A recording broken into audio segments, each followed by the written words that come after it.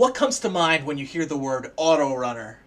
Well, if you're like me, it's probably shitty mobile games with even shittier microtransactions. And for the most part, that's true. Auto running games kinda are like that, unfortunately. But what happens when you go out and find the very best example of a shallow genre such as this? Well, today I'm going to tell you because I'm reviewing Runner 3. And I think I've said quite a bit already, so let's just get right into it. As usual, I'm going to split the review into two simple parts. Things I liked about the game, and things I didn't. Got it? Okay, sweet. Let's get started with the good stuff. The 27 main levels are very fun, even if they go by a little too fast. Thankfully, however, there's a boatload of extra content if you find yourself craving more after finishing the main campaign, making an otherwise short game still feel worthy of its $30 price tag. I also really loved that Runner 3 manages to transcend the auto-runner genre by adding a musical rhythm component. The music very often matches up with the obstacles and collectibles, making it feel a bit similar to something like Guitar Hero or the more recent Thumper.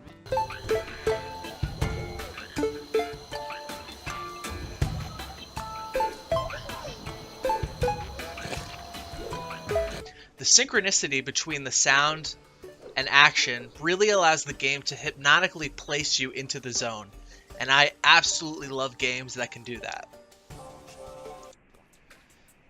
I also really appreciated that the game features a costume/aesthetic upgrade shop, allowing you to dress your captive video avatar in a nice variety of spiffy accessories like fleshy meat suits, trucker hats, and mustaches. This effectively gives the player a reason to care about collecting the gold bars and gems because they act as currency. Another great thing about Runner 3 is that the game has a very wacky, kind of over-the-top sense of humor that isn't laugh-out-loud funny, but will more often than not put a smile on your face.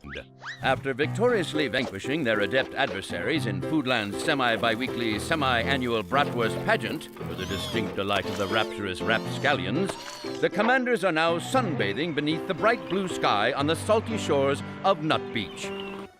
Either way, it's pretty clear that the developers didn't take themselves too seriously when they were making Runner 3. Alright, moving on to the negatives. Occasionally, new obstacles can feel a bit unfair, and the only way to proceed is just to die a whole bunch of times, and these forced deaths can feel pretty frustrating. This could have been solved via loading screen tips, or maybe just by including more than a single checkpoint per level. But either way, the game has a tendency to get a little bit frustrating at times. Secondly, while I really loved the inclusion of the boss battles and the feeling of epic scale that they provided, I simply found them to be a bit too straightforward, and quite frankly, way too easy to beat. I was able to finish all but the final boss in a single attempt. But, put this into perspective, the regular levels took me like 9 or 10 tries. Why should the boss, take one try? They were just too easy as a whole. And lastly, unfortunately, the difficulty level in Runner 3 is all over the place and completely uneven. While the main levels gradually get more difficult, the extra levels are an absolutely brutal experience. Even the very first one, which is unlocked 5 or 10 minutes into the game, is a colossal challenge and took me a whopping 46 tries to complete. I'm not shitting you, 46 tries. And keep in mind, folks, this is just the very first extra level. So yeah, the extra missions should have either had their difficulty tweaked down a little bit, or maybe saved for after you finish the campaign, because they were borderline impossible, okay? And I almost never say that. While most auto-running games provide a cheap experience, Runner 3 really manages to stand at the top of the pack. It includes things that the others don't, like boss battles, mini-games, and an outlandish sense of humor. However, the difficulty is uneven, and the extra missions seem near impossible to complete.